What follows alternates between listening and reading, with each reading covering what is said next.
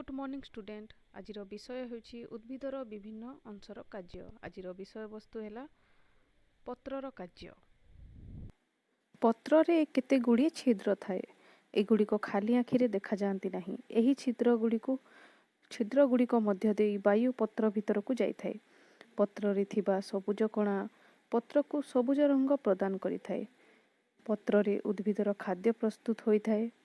उद्भिद सूर्यालोकर उपस्थिति रे सबुज कणा वायुमंडल अंगारकाम्ल और मूल शोषण करिथिबा जल व्यवहार करी श्वेतसार जातीय खाद्य प्रस्तुत करिथाए। एही प्रक्रिया को आमे आलोकश्लेषण प्रक्रिया बोली कहितां। एही प्रक्रिया द्वारा उद्भिद अंगारकाम्ल ग्रहण करी अम्लजान छाड़िथाए। संपूर्ण जीव जगत बंची रहिबा पई प्रश्वास रे अम्लजान ग्रहण करिथाए और अंगारकाम्ल निश्वास माध्यम रे त्याग करिथाए। गछर पत्र को आमे रोषेई घर बोली कहिथां।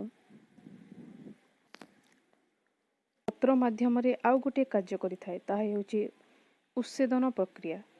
उद्भिदर पत्र मध्य देई जलीय बाष्प वायुमंडल को छाड़िथाए। वायुमंडल रे अधिक जलीय बाष्प रहिले वायुमंडल ठंडा रहिथाए और वर्षा करिबारे सहाय्य करिथाए।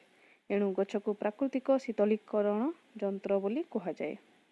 वैज्ञानिक तथ्य अनुसार 50टी पत्र थिबा उद्भिद दिन को प्राय 1 लिटर जल बाष्प आकार रे वायुमंडल को छाड़िथाए।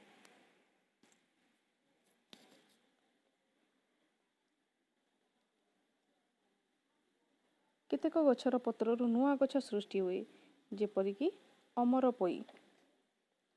एही पत्ररु चेर बाहरी थाए परे संपूर्ण गछरे परिणत होइथाए।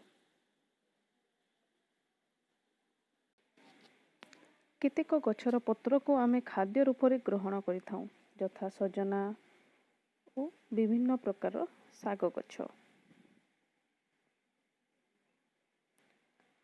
एही परि भाबरे गछर पत्र द्वारा विभिन्न कार्य होइथाए।